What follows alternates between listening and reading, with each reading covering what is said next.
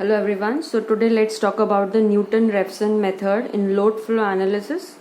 Before going into load flow analysis, let's first understand what is the mathematical approach to apply this in load flow analysis. These are some of the advantages of this over Gauss-Seidel method. Okay.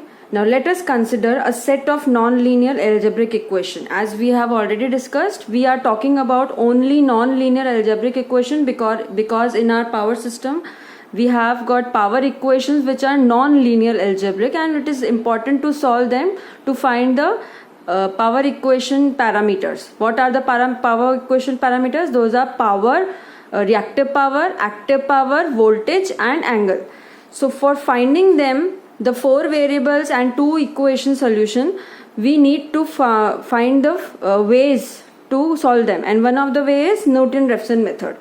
So in general, if in mathematics, if we'll discuss them, let us consider it for a set of nonlinear algebraic equation which is fi x1 to xn is equals to 0. So there is a function of n variables, and variables are x1, x2 dot dot dot xn, where I is equals to 1 to n. Now assume the first step in any iterative value is to assume the initial value. So we have assumed some initial values of these variables, okay, and I have denoted them by naught. Can you see the knots? x1 naught, similarly x2 naught, similarly xn naught. In addition to the initial values, here there are also some correction values. Now we don't have to assume these correction values, we have to find these correction values so that we can find the next iterative value. So what is the next iteration? We'll find these correction values and we'll put in this equation. What is this equation? Initial plus correction, comma, initial plus correction till n equations. We'll do that same initial plus correction and we'll get the next iterative value, which will be x1 1 first iteration, x2 1 first iteration of x2, x3 1 first iteration of x3. I hope you're understanding. So let's talk in detail for that. Before that, let's discuss the whole procedure.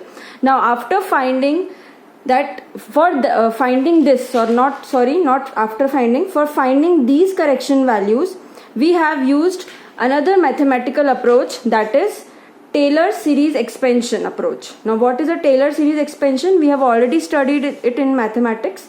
This is a Taylor series which have higher order terms. Like I have written this first order term. What it says, we have a function of n variable plus first derivative, partial derivative of these n variables with respect to a function derivative with respect to its variables into its correction value, plus we will do this for each variable correction value. Can you see? This is x1 plus we will do then del x0 to again we will do that till xn. Plus there are higher order terms. So HOT is higher order terms, and we are neglecting this for our particular solution. Okay, in our solution we will only take this first order equation. Now if we expand this first order equation, I am considering as equation B.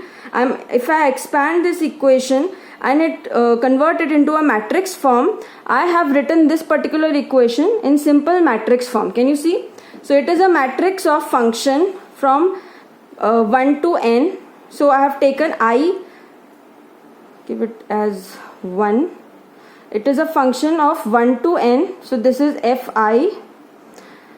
Okay, plus this first order partial differentiation matrix into the correction matrix. Okay, now the first order partial differentiation matrix is known as Jacobian matrix.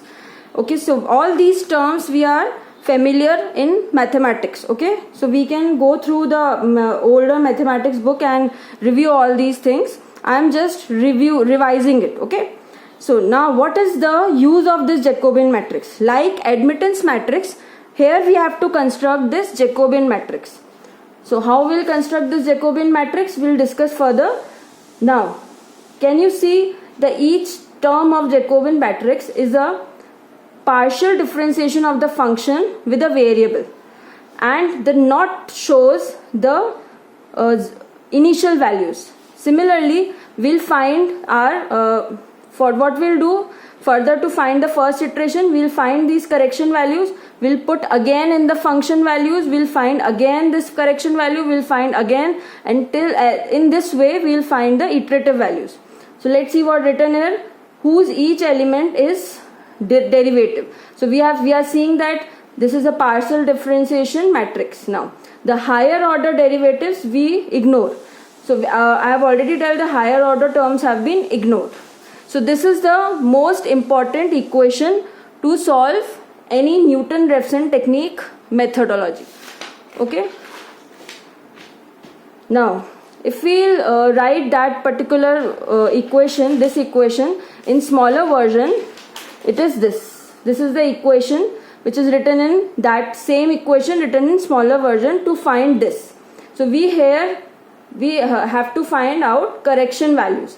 So in Newton-Raphson method, the most important thing is to find the correction values. So we get an updated value x1. Because of this correction value, I get an updated value x1, which is my first iteration. Now again I will form this Jacobian equation by putting x1 and find x2. Then I will find x3. Similarly, there are rth iterations. Can you see? So I will do till what time I will do these iteration is the rth iteration, and at r plus 1 iteration I will find the x value and it will be equals to xr plus del xr. When I will compare this del xr plus 1 minus xr, if it is less than or equal to this error value, which is already specified value, I will get my actual value of the x. So xi means I will get the actual value of x1, x2, x3, similarly xn. Okay. Now in my next lecture I will discuss the numerical on this topic.